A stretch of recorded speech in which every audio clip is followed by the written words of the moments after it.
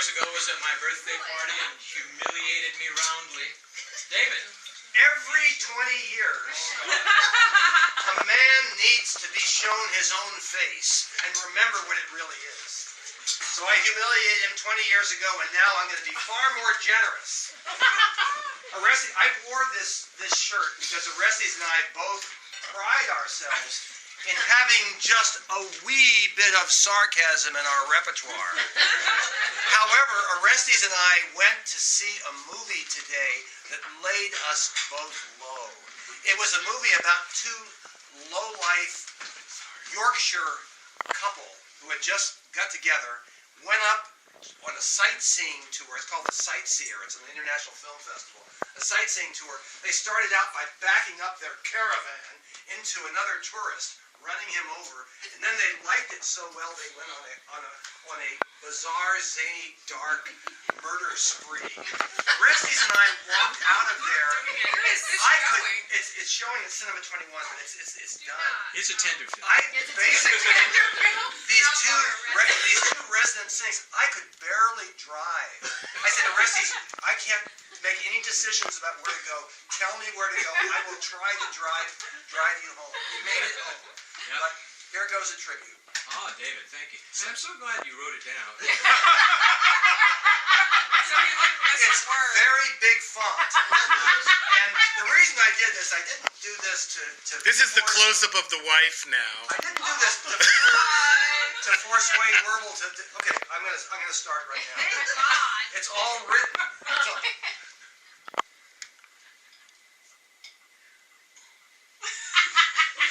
I beg your indulgence for several minutes as I bring greetings from Austin, Texas, from Mr. Kevin McMurdo. Oh.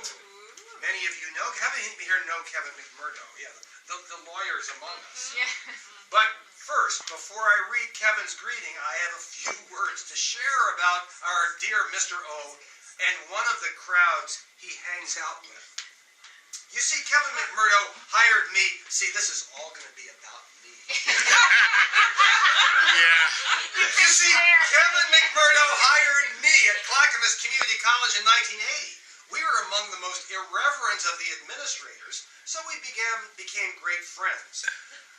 Through Kevin, I met Mr. O, a young man of fewer than 30 years on this earth, but with a wealth of experience and a linguistic virtuosity that always made those experiences seem fascinating and romantic.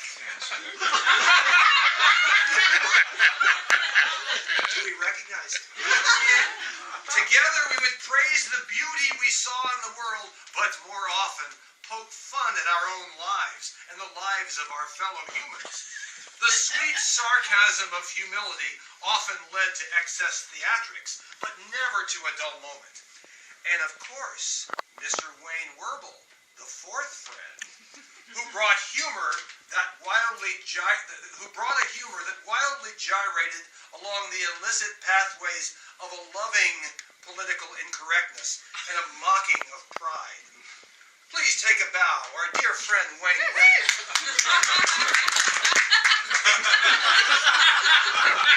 These 4 men, Kevin, Orestes, Wayne, and David, met often to laugh and both support and challenge each other's lives. I love Orestes as the dashing lieutenant of the Four Horsemen.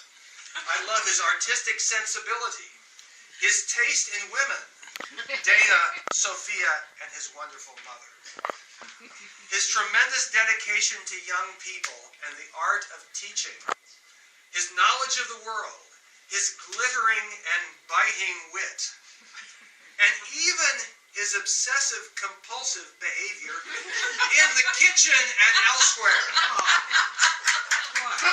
What's he talking about? But most of all, his big heart. As a father, a son, a lover and spouse, a teacher and educator, a colleague, and for me, a true friend. Bless you, Mr.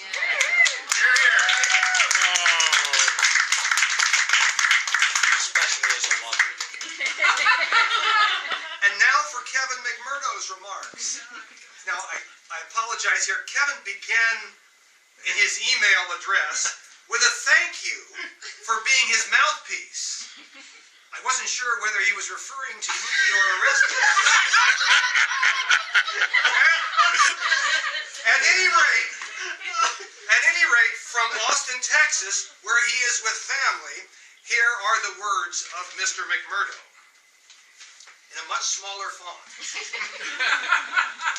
I first met Orestes the first day, or rather night, of law school at Lewis and Clark. It was the fall of 1981, more than 30 years ago. His car had broken down, and he was hitchhiking just outside campus. That should have been a hint.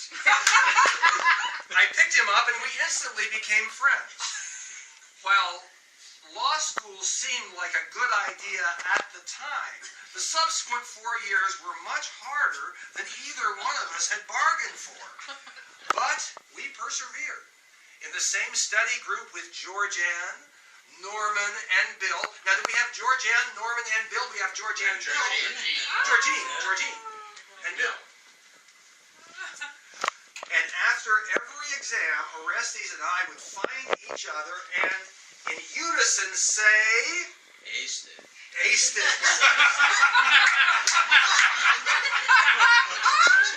Yes. And then a ram on a scale of 1 to 5. Yes, aced it. Unfortunately, neither of us truly aced any of the exams we took during those 4 grueling years of intellectual calisthenics. Somehow, however, they let us graduate. The loudest applause at graduation was for Orestes. I expect it had more to do with his being the last name alphabetically and less of his class rank, which remains, along with mine, a state secret. Throughout the rigors of law school, our lives continued on. Divorce, marriage, kids, the real stuff of life. Since then, our friendship has never wavered. We don't connect as often. We moved to Seattle in 1997, making it harder to connect. Orestes found Donna, the love of his life. And then Sophia came along, the other love of his life. But we have had many wonderful memories. Christmas parties at the Dixons with Orestes at the piano, leading us in boisterous holiday song. Pulling a dilapidated trailer from Portland to Bend.